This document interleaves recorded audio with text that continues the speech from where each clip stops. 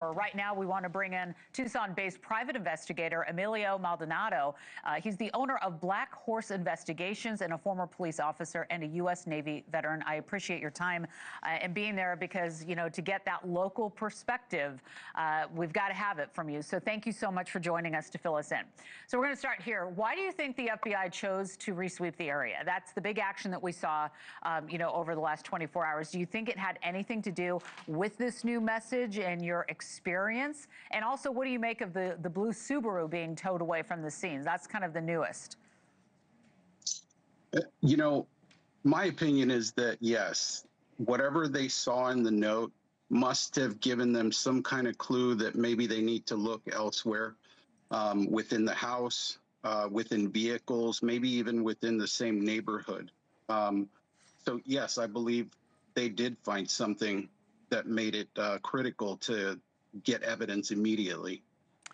Yeah, it's been so interesting to watch, and we've had our drone up over this house watching the incredible perspective that drones can give us all as we watch. And you almost feel like it's invasive as we watch investigators going around, but it is something that is accessible to us to see how this is all unfolding.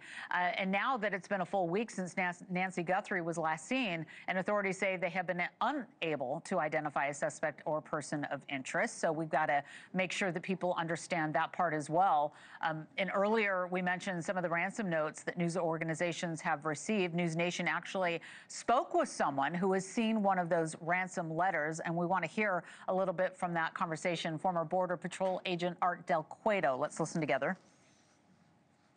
I understand why law enforcement isn't talking about it. They aren't, displaying it to everyone. I know they were able to send it to some of the media. Some of the media was able to see it. It's understandable.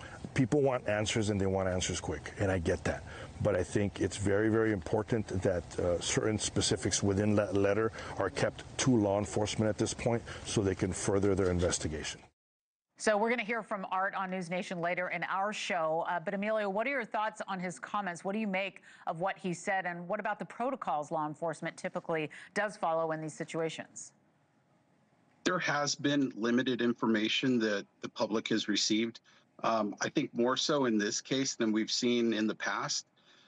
And it is critical. It's critical to save some information because, especially if they're receiving ransom letters, because if they receive something, they want to be sure that it's authentic. They want to be sure that the sender is sending information that they know about, not something they heard in a news report. So that is very important for them to limit information.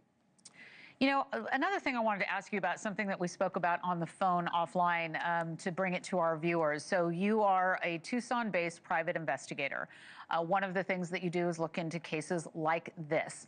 And it's interesting that you and I were talking about, and we'll keep it super vague, that you were looking at the criminal history of people that are just in this area, in this general area. And you have found a few things, if you could share with us what you can. Yeah, so naturally, as an investigator, I'm curious. It's my town. It's where I live. But, Tucson in general is very tight. We don't normally have things that become national news here. So naturally, I started looking into the neighborhood to see if there was anybody. The reason for that, though, is I strongly believe, and this is just my opinion, it could be completely wrong, but as an investigator, I look at the information that we do have, although it's limited. I do feel that it probably is someone that either knew Nancy Guthrie or at the very least possibly lives near Nancy Guthrie, because it would take an enormous amount of surveillance for them to know Nancy Guthrie's schedule, to know her, everything about her in order to make this happen. So I did look into some people, and there is at the very least one that is a bit concerning, and I did share that with the Pima County Sheriff's Department. I don't know that I can release much information about that, but hopefully it is a lead. Like I said, my heart goes out to the family, and I really do hope that Nancy Guthrie comes home safe. Thank you for watching. Subscribe below and download our NewsNation app right now on your phone, and you will get fact-based, unbiased news for all Americans.